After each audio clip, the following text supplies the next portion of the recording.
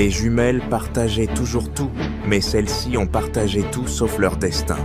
Une tragédie, une trahison et un secret caché les ont séparées, mais le tournant à venir changera leur vie à jamais. Rosa et Williams formaient un couple magnifique et béni, comblé avec 2 filles jumelles, Amara et Agatha. Amara, avec sa beauté exceptionnelle et son caractère chaleureux, était admirée par tout le monde. Agatha, bien qu'elle fût également charmante, portait dans son cœur une jalousie grandissante envers sa sœur. Le matin de leur 14e anniversaire, une tragédie frappa Amara. Elle se réveilla fiévreuse et ses parents, inquiets, décidèrent de l'emmener au seul centre de santé du village. Après des examens approfondis, les médecins annoncèrent à Rosa et Williams qu'Amara souffrait d'une maladie rare de la peau. Ils expliquèrent que pour la traiter, une somme importante d'argent serait nécessaire. Rosa et Williams furent dévastés par cette nouvelle, ne sachant comment réunir un tel montant avec leurs modestes revenus. Désespérés de sauver leur fille, Rosa et Williams supplièrent amis, famille et voisins de les aider financièrement. Malgré leurs efforts incessants, ils n'arrivèrent pas à réunir suffisamment d'argent. Pendant ce temps, l'état d'Amara empirait. Sa peau, autrefois parfaite et douce, commença à présenter des éruptions douloureuses. Le désespoir envahissait la famille et ils décidèrent de se tourner vers des remèdes à base de plantes, espérant une guérison miraculeuse. Malgré ses sentiments de jalousie, Agatha aidait à appliquer les traitements à base de plantes sur sa sœur. Pourtant, ces remèdes ne montrèrent aucun effet positif et l'apparence d'Amara continua de se détériorer. Sa peau, auparavant éclatante, devint rugueuse, marquée de cicatrices profondes, et son visage perdit la grâce qui la distinguait. Ses parents, Rosa et Williams, étaient accablés de douleur en voyant leur fille dans cet état. Amara, bien que profondément blessée par son apparence, garda un esprit fort et combatif. Soutenue par l'amour inconditionnel de ses parents, elle essaya de rester optimiste. Cependant, elle devint de plus en plus repliée sur elle-même, évitant le contact avec le monde extérieur. Autrefois admirée pour sa beauté, elle craignait désormais les regards et les moqueries. Les commentaires de malveillants sur son apparence avaient détruit la confiance qu'elle avait autrefois en elle-même. Pendant ce temps, Agatha continuait de prospérer. En grandissant, elle devint une jeune femme magnifique qui attirait tous les regards. Sa confiance en elle augmentait à chaque rassemblement social où elle était le centre d'attention. Contrairement à sa sœur, qui se retirait dans l'ombre, Agatha profitait pleinement de sa popularité. Un jour, Amara, dans un geste de tendresse, suggéra à sa sœur des idées de tenue pour une fête à venir. Cependant, Agatha aperçut ces suggestions comme des critiques et a réagi durement. « Amara, à quand remonte la dernière fois que tu as assisté à un événement ?» Répondis-je froidement. « Vos conseils sont dépassés. Alors gardez pour vous vos opinions dépassées. » Ces mots ont profondément blessé Amara, qui s'est sentie rejetée et dévalorisée. Lorsqu'elle a parlé à ses parents des échanges avec sa sœur, elle espérait qu'ils pourraient aider à combler le fossé entre eux. Cependant, Agatha s'est défendue, ignorant les inquiétudes de sa sœur et l'accusant de réagir par jalousie et par insécurité. Cela a encore plus divisé la famille, laissant Rosa et Williams dans une position difficile, ne sachant pas qui croire. Avec le temps, la distance entre Amara et Agatha devint encore plus marquée. Amara, autrefois proche de sa sœur jumelle, se mura dans le silence. Elle évitait de partager ses pensées et ne participait aux conversations familiales que lorsque cela était absolument nécessaire. Agatha, quant à elle, semblait prospérer, attirant l'attention et les compliments partout où elle allait, amplifiant encore plus les différences entre elles. Un jour, Agatha revint à la maison avec un sourire radieux, présentant fièrement son fiancé, Oliver, à ses parents. Rosa et Williams l'accueillirent avec enthousiasme. Oliver était un homme poli et respectueux, ce qui combla de joie Rosa et Williams.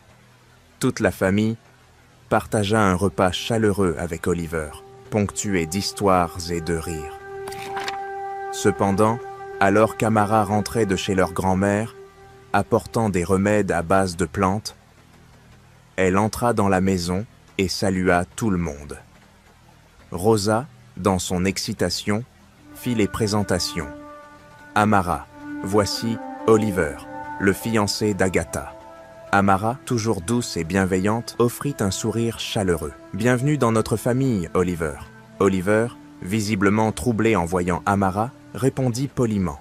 Mais son regard se détourna rapidement. Rosa, remarquant sa confusion, éclata de rire. « Oh non, ce n'est pas moi. Oliver, c'est Amara, la sœur jumelle d'Agatha. » Oliver fixa Amara, puis Agatha, qui entra élégamment dans la pièce, vêtue d'une robe somptueuse. Avec une assurance éclatante, Agatha s'approcha d'Oliver et s'excusa pour le temps qu'il avait dû attendre. Elle le prit par la main et l'entraîna vers la sortie, lançant à Amara un bref « Contente de te revoir, Amara. Nous parlerons plus tard. » Amara observe en silence la scène, remarquant une certaine tension dans le regard d'Oliver. Mais elle choisit de ne rien dire, préférant ignorer les émotions contradictoires qu'elle percevait. 3 jours plus tard, une explosion de colère secoua la maison familiale. Agatha, folle de rage, fit irruption dans la chambre d'Amara. « C'est la dernière fois que tu détruis ma vie avec ta malchance !» cria-t-elle. Sans prévenir, Agatha ouvrit le placard d'Amara et jeta toutes ses affaires par terre. Amara, surprise et effrayée, demanda en larmes « Qu'est-ce que je t'ai fait, Agatha? Pourquoi agis-tu ainsi ?» Mais Agatha ne répondit pas. Elle attrapa une cuillère en bois et frappa Amara avec une violence incontrôlée. Alerté par les cris, Williams accourut et arracha la cuillère des mains d'Agatha, mettant fin à l'attaque. Rosa arriva peu après et emmena Agatha hors de la pièce pour tenter de comprendre ce qui avait provoqué un tel accès de colère. Entre 2 sanglots, Agatha lâcha enfin la vérité.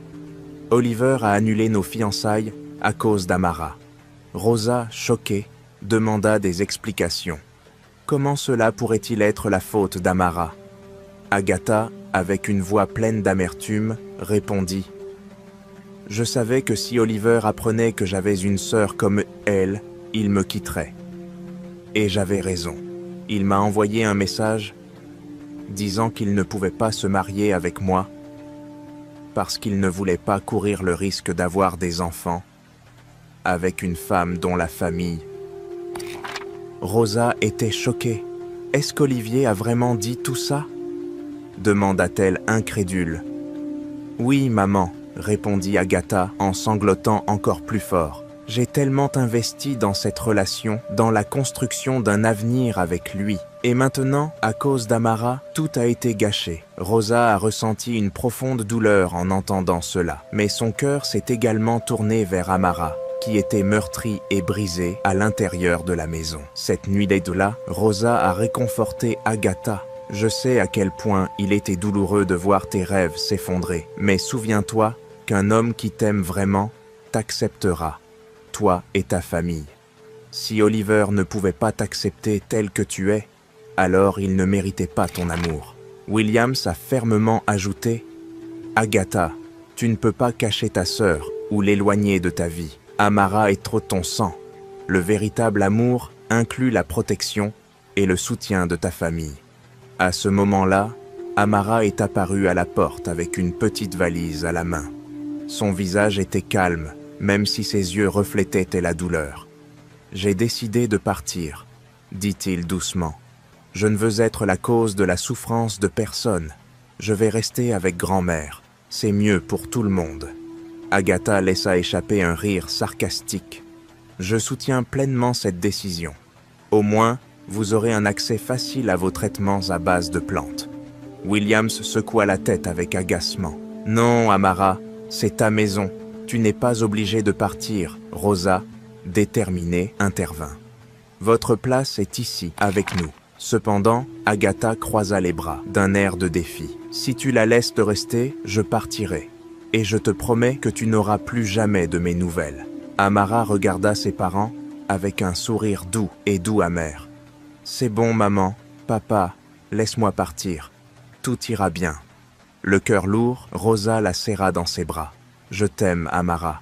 Les yeux d'Amara se remplirent de larmes alors qu'elle murmurait des mots de réconfort avant de quitter la maison. Rosa et Williams la regardèrent partir, dévastés. La nouvelle vie dans le village de grand-mère a apporté à Amara un surprenant sentiment de paix. Elle s'est rapidement adaptée au style de vie simple du lieu, trouvant du réconfort dans ses rythmes calmes, et l'a aidé à se connecter facilement avec les autres jeunes de la ville, formant un cercle d'amis qui appréciaient sa gentillesse et sa sincérité. Sa grand-mère, qui l'observait de loin, était heureuse de voir sa petite fille s'adapter si bien. Pendant ce temps, à la maison, Agatha aimait afficher sa beauté. Sa présence attirait l'attention des hommes, mais elle se moquait de ceux qui ne répondaient façon de pas à ses normes élevées. Ses amis partageaient ses idéaux. Nous sommes de belles femmes, et nous ne nous contenterons de rien de moins que la perfection, a déclaré une de ses amies lors d'une réunion. Rosa et Williams, préoccupés par l'attitude d'Agatha, essayèrent de la conseiller gentiment un soir.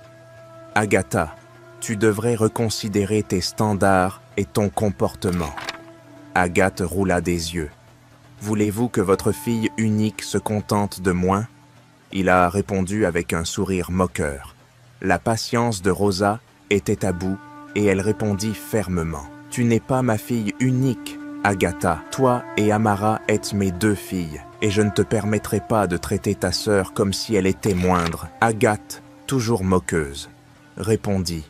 « Ce que je veux dire, c'est que je suis votre seule fille, éligible au mariage. » Tout le monde connaît l'état d'Amara, et aucun homme ne voudrait l'épouser dans cet état.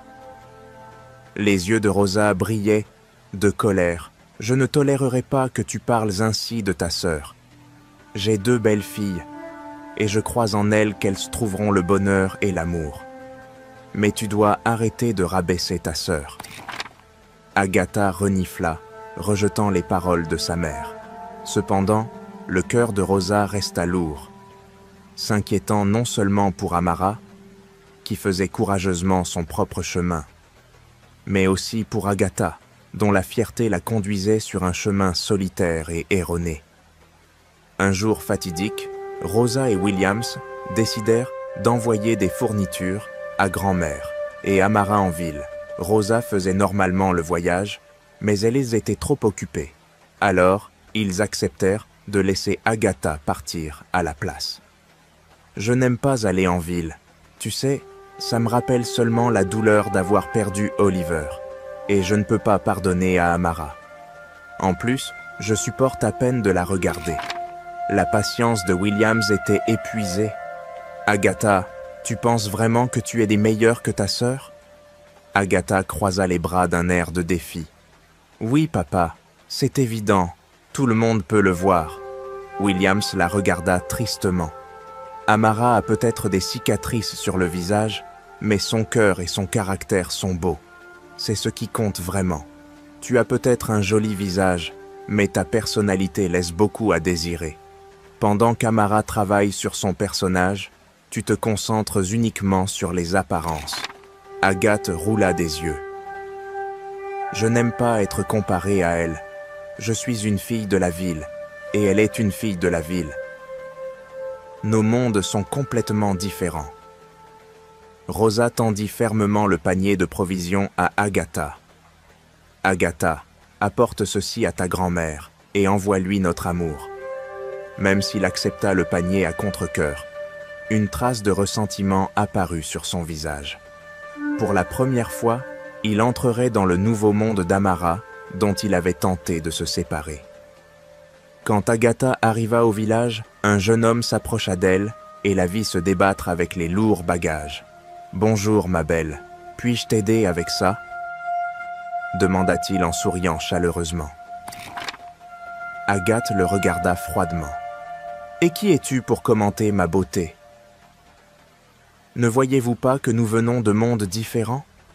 Le jeune homme, imperturbable, répondit « Je suis désolé si je t'ai offensé. Je m'appelle Harris. Puis-je connaître ton nom ?» Agatha l'ignora et ordonna à la place « Ce que vous devriez demander, c'est si je vous autorise à porter mon sac. Bien sûr, je vous paierai pour vos services. » Harris hocha la tête et ramassa les bagages, marchant aux côtés d'Agatha sur la route poussiéreuse. « Je n'ai jamais vu quelqu'un d'aussi beau que toi dans cette ville. Est-ce que tu vis ici ?» Agathe répondit avec dédain.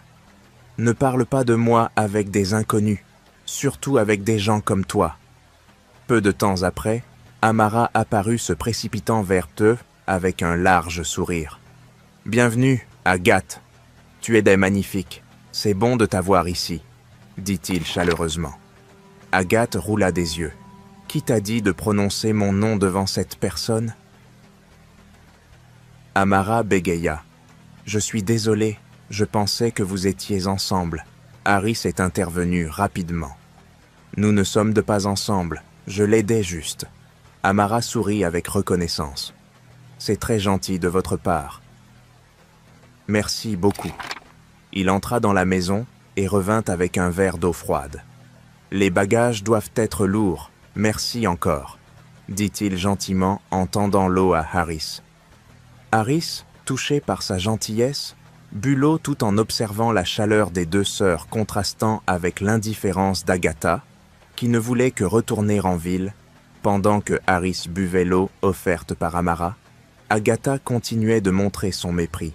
« Je ne pense pas que je passerai la nuit ici, » dit froidement Agatha. « Je peux à peine supporter l'air de cet endroit, et il semble que ton visage soit toujours aussi terrible, Amara. » Amara sourit faiblement, essayant de ne pas se laisser blesser par les paroles de sa sœur. « Merci pour ton inquiétude, Agatha, mais je ne m'en rends même plus compte. » Harris, qui regardait en silence, remarqua la différence abyssale entre les deux sœurs. Amara se tourna vers Agatha. « Grand-mère n'est pas là en ce moment. Ça veut dire que tu n'attendras pas de la voir ?» Agatha répondit avec un sourire forcé.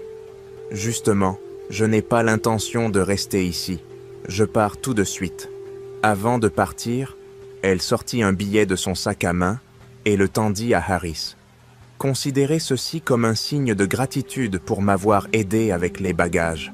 Cela devrait couvrir un repas décent. » Les yeux d'Amara s'écarquillèrent d'incrédulité.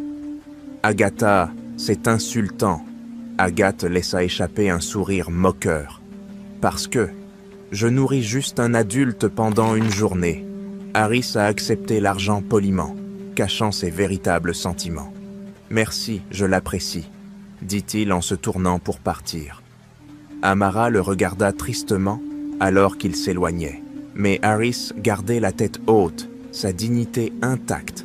Agatha, quant à elle, ne montra aucun remords et retourna en ville, convaincue que sa vie était complètement différente de celle de sa sœur. 2 jours plus tard, Harris rencontra à nouveau Amara. Elle cueillait des légumes dans le jardin de sa grand-mère. « Puis-je vous aider avec ça ?» demanda Harris en souriant chaleureusement. Amara le reconnut immédiatement et répondit avec un sourire timide. « Oh, c'est encore toi. Tu vis dans cette ville ?»« Oui, » répondit Harris, son sourire s'élargissant. « Mais on dirait que tu es nouveau ici. » Amara hocha la tête. « Je suis venu chez ma grand-mère pour recevoir des soins à base de plantes. »« Des traitements à base de plantes ?» Harris répéta avec une pointe d'inquiétude. Amara expliqua doucement. « Ma peau a développé une maladie quand j'avais 14 ans et je suis soigné depuis. » L'expression de Harris s'adoucit avec l'empathie. « Ça doit être difficile, mais tu as une si belle âme qu'il est difficile d'imaginer quelqu'un qui veuille s'éloigner de toi, touché par sa gentillesse. » Amara a souri, et ils ont continué à cueillir des légumes, à partager des histoires et des rires. La nature calme et respectueuse de Harris a mis Amara à l'aise et la conversation s'est déroulée naturellement. Quelques minutes plus tard, la grand-mère d'Amara sortit dans le jardin et remarqua le jeune homme qui aidait sa petite-fille. « Merci, mon fils. Comment vas-tu aujourd'hui » demanda curieusement la grand-mère. Harris la salua respectueusement. « C'est un plaisir de vous rencontrer, madame. Je m'appelle Harris. » La grand-mère a observé son comportement respectueux et a été impressionnée par sa courtoisie. « Eh bien, il s'avère que j'ai une ferme de cacao et de noix de cola prête à être récoltée. Si vous êtes prêt à m'aider, j'aimerais vous payer pour votre travail. Vous recevrez même une part de la récolte, en tant que récolteur. » Le visage de Harris s'éclaira de gratitude. « Merci beaucoup, grand-mère. Cela m'aiderait vraiment à économiser pour démarrer une petite entreprise. » Amara sourit. « Merci, grand-mère, de t'avoir donné cette opportunité. » Lorsque Harris est parti ce soir-là, il était non seulement reconnaissant, mais également inspiré par la gentillesse de la famille. À partir de ce jour, Harris a commencé à travailler à la ferme, ce qui a renforcé sa relation avec Amara et sa grand-mère. Quelques mois plus tard, Agatha s'est rendue dans la ville pour livrer les cadeaux envoyés par Rosa et Williams. À son arrivée, elle a vu Harris travailler dans le jardin de sa grand-mère. Un sourire moqueur est apparu sur son visage alors qu'elle riait. « J'ai su que tu étais de basse classe dès le premier instant où je t'ai vu, » se moqua-t-il. « Comment la vie te traite-t-elle? Je suppose que ma grand-mère a été généreuse avec toi. » À ce moment-là, la grand-mère quitta la maison avec un visage sévère. « Agatha, pourquoi tu parles à Harris comme ça? C'est un jeune homme travailleur et gentil qui mérite le respect. » Agathe roula des yeux. « Comment voulez-vous que je respecte un homme qui ne peut même pas payer sa propre nourriture? Il devrait me montrer du respect, et non l'inverse. » Grand-mère secoua la tête, déçue. « Agatha, tu n'as rien changé. » Agatha soupira exagérément et annonça. « Je dois vraiment y aller, s'il te plaît. Présente mes salutations à Amara. » Avec son sourire dédaigneux persistant, il s'éloigna, laissant grand-mère et Harris dans un silence gêné. Harris avait travaillé dur pour payer le traitement, la regardait avec fierté et admiration. Pendant ce temps, Rosa et Williams ont décidé d'organiser une réunion de famille dans la ville pour célébrer le rétablissement d'Amara. Cependant, Agatha, après l'avoir découvert, a montré son mécontentement. « Pourquoi devrais-je célébrer quelque chose qui la concerne? Tout ce que ça me rappelle, c'est ce que j'ai perdu, » dit-il amèrement. Williams, excédé par son comportement, lui répondit fermement. « Agatha, ta sœur a traversé des épreuves que tu ne peux même pas imaginer. Sa guérison est une bénédiction pour toute notre famille. Il est temps de mettre de côté ton ressentiment et de lui montrer ton soutien. » Agatha, bien que réticente, accepta d'assister à l'événement, plus par obligation que par réel désir. Le jour de la célébration, l'atmosphère était pleine de joie et de gratitude. Les habitants se sont rassemblés pour féliciter Amara pour son rétablissement, et la maison de sa grand-mère a été décorée pour l'occasion. Cependant, l'attention de tous a été détournée lorsqu'une élégante voiture est arrivée à la réunion. Amara sortit gracieusement, vêtue d'une tenue magnifiquement taillée qui mettait en valeur sa beauté renouvelée. Harris était à ses côtés, lui tenant chaleureusement la main. La grand-mère, avec un sourire entendu, regarda Rosa et Williams. « Il y a autre chose que tu devrais savoir, Rosa, excitée mais confuse, demanda. « Ce qui se passe? Harris et Amara vont se marier, » répondit fièrement grand-mère. L'annonce a surpris tout le monde. La foule a commencé à applaudir et à célébrer alors que Harris et Amara se dirigeaient vers le centre de la réunion. Puis, un homme distingué est monté sur la scène de fortune. « Je m'appelle Desmond Charles, frère cadet du gouverneur de cet Octa, » se présenta-t-il.